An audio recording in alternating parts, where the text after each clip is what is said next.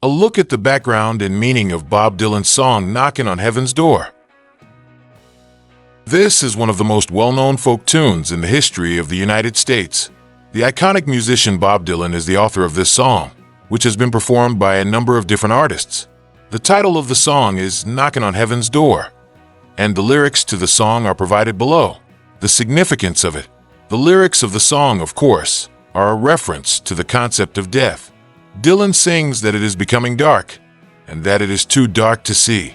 Clinton Heylin, a biographer of Bob Dylan, referred to the aforementioned tune as an exercise in splendid simplicity.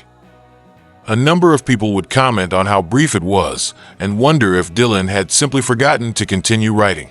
These lyrics, which are comprised of 2 brief verses, make reference to the scenario that was included in the film Pat Garrett and Billy the Kid, in which it was featured. During that particular scenario, the death of Slim Pickens, a lawman from the frontier who calls his wife Mama, takes place.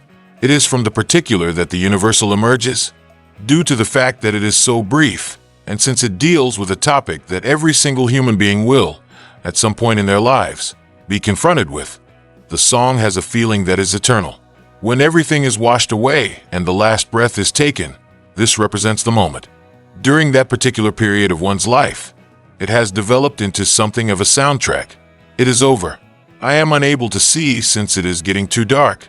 The song Knockin' on Heaven's Door was composed specifically for the soundtrack accompanying the film Pat Garrett and Billy the Kid, which was released in 1973.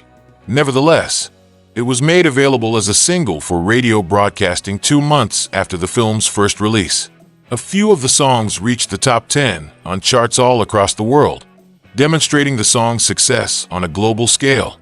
In the years that have passed since then, the song has become one of Dylan's most well-known and frequently covered songs, particularly after his rise to popularity in the 1960s. Other acts, such as Guns N' Roses and Eric Clapton, have also provided their own renditions of the song. More on these acts is included below. The level of popularity. According to Dylan's website, the song was performed in concert 460 times between 1974 and 2003.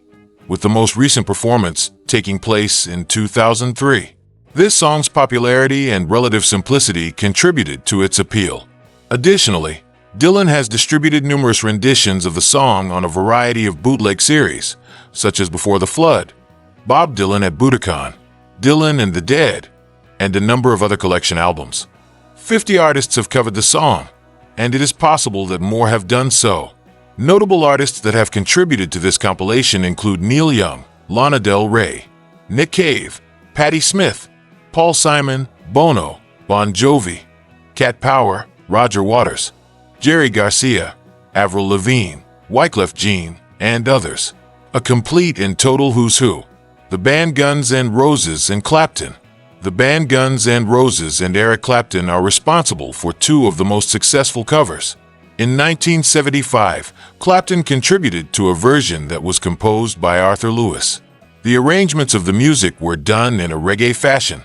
When Clapton finished playing guitar on the song, he went on to record his own version, which was released later in 1975. On the charts in the United Kingdom, Clapton's rendition reached position number 38. Approximately 12 years later, in 1987, Guns N' Roses started performing the song live for the first time. In 1990, the band produced a studio version of the song for the soundtrack of the film Days of Thunder. The song included dreamy opening guitars that evolved to larger, more distorted electric guitars. That rendition reached the number 18 spot. In addition, Guns N' Roses recorded a significantly altered version of the song for their album titled Use Your Illusion 2, which was first published in 1991. In comparison to Dylan's original, both Clapton's and Guns N' Roses renditions are significantly larger and more intricate. Nevertheless, the beauty of writing a great song is that it inspires a tremendous deal of other things in its wake, as if it were a life well lived.